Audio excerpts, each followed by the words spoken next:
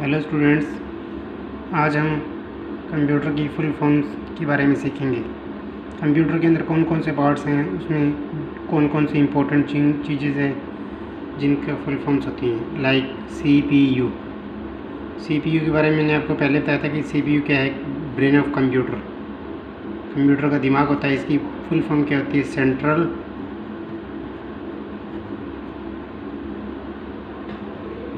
Processing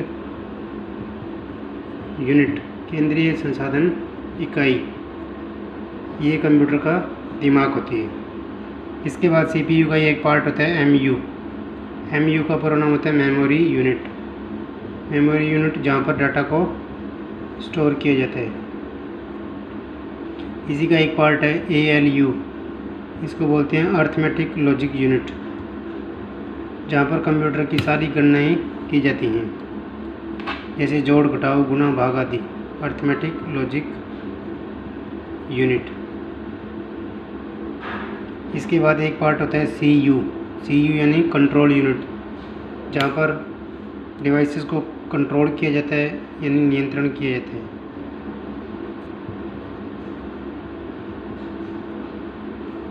ये CPU के 3 part हैं जो कि अलग अलग कार्य करते हैं। जैसा कि एमयू बता रहा हूँ मैं, मेमोरी यूनिट जहाँ पे डाटा को स्टोर किया जाता है, और एएलयू अर्थमेटिक लॉजिक यूनिट, जहाँ पे अर्थमेटिक से संबंधित जितनी भी गणितीय गणनाएँ होती हैं, जोड़, घटाव, गुणा, भाग आदि, ये सभी क्रियाएं संपन्न की जाती हैं।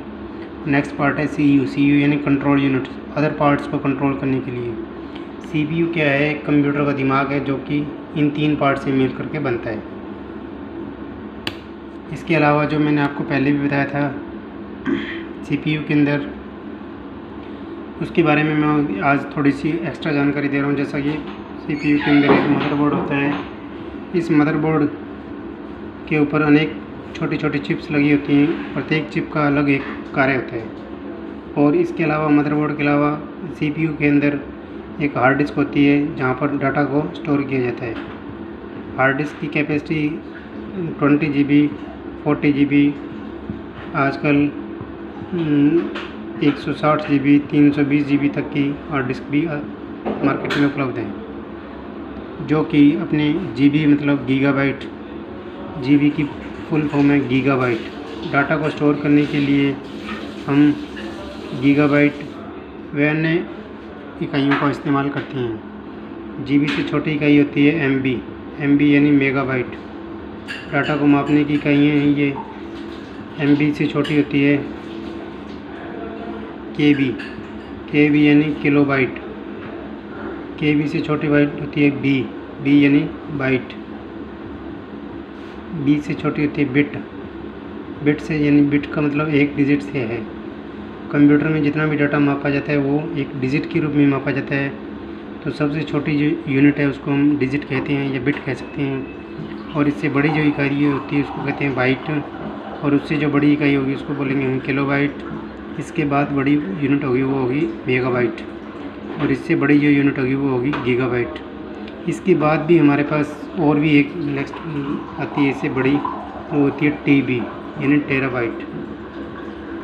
और आजकल इससे भी बड़ी और यूनिट आती है, उसको बोलते हैं टीबी पेंटाबाइट। तो आजकल कंप्यूटर की मेमोरी दिनों दिन बढ़ती जा रही है, इसलिए डाटा को कंप्यूटर के अंदर सुरक्षित करना बहुत आसान हो गया है, और अधिक मात्रा में डाटा को आसानी से स्टोर किया जाता है। तो स्टूडेंट्स, आज मैंने आपको हार्ड डिस्क के बारे में बताया कि हार्ड डिस्क की जो कैपेसिटी होती है वो डाटा को मापने की इकाई के रूप में बताया मैंने आपको कि कौन कौन सी यूनिट्स के अंदर डाटा को मापा जाता है। जैसे इसके बाद हम बात करते हैं हार्ड डिस्क के अलावा सीडी डिस्क की, जो कि आजकल प्रचलन में नहीं है। पहले थी सीडी यानी सीडी डिस्क, जिसके अंदर हम सीडी ड्राइव को चलाते थे। सीडी का पूरा नाम है कॉम्पैक्ट डिस्क। जैसा कि आपने सुना होगा, पहले फिल्में आती थी जो गोल आकृति की एक डिस्क होती है, जिसके अंदर अनेक प्रकार का डाटा स्टोर किया जाता है, जिसको कॉम्पैक्ट डिस्क बोला जाता है। लेकिन आजकल प्रचलन में नहीं है। इससे पहले एक प्रचलन में थी FDD, फ्लॉपी डिस्क ड्राइव। ये भी आजकल प्रचलन में नहीं है, फ्लॉपी डिस्क ड्राइव। इसकी कैपेसिटी कम होती थी। इसके बाद आजकल आने लगी है पेन ड्राइव। पेन ड्राइव का उपयोग डाटा को स्टोर करके एक स्थान से दूसरे स्थान पर आसानी से ले जाने के लिए किया जाता है। पेन ड्राइव की कैपेसिटी स्टार्टिंग में जो आई थी वो 200 MB की होती थी। धीरे धीरे इनकी कैपेसिटी में वृद्धि होती गई, फिर 1 GB की आने लगी और इसके बाद 2 GB, 10 GB, आजकल 100 GB तक की भी पेन ड्राइव आती हैं। पेन ड्राइव में क्या होता है, एक छोटी सी युक्ति होती है जिसको हम कंप्यूटर में आसानी से जोड़ करके और डाटा को स्टोर कर सकते हैं। उस डाटा को एक स्थान से दूसरे स्थान पर ले जा सकते हैं और किसी भी कंप्यूटर में उस युक्ति को जोड़ करके हम डाटा को आसानी से ट्रांसफ़र कर सकते हैं।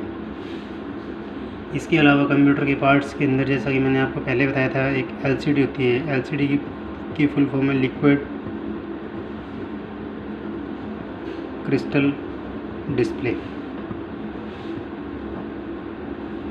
जिसका पहले नाम था, जिसको हम आम भाषा में पहले मॉनिटर भी बोला करते थे। मॉनिटर जो है एक टीवी के भांति दिखाई देने वाला उपकरण था, जिसका साइज़ बहुत ही बड़ा होता था।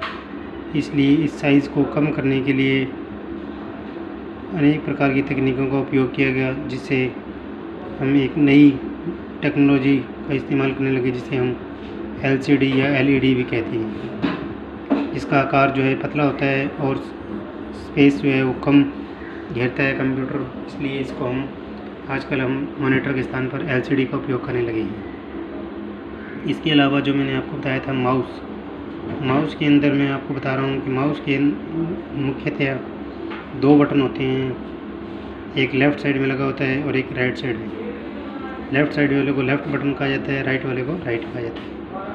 जब हम इस बटन को दबाते हैं तो उसको उस दबाने की प्रक्रिया को बोलते हैं क्लिक करना। अगर आपने बटन को एक बार दबाया तो उसे क्लिक करना बोलेंगे। अगर आपने बटन को 2 बार दबाना है तो उसको हम डबल क्लिक करना भी कहते हैं,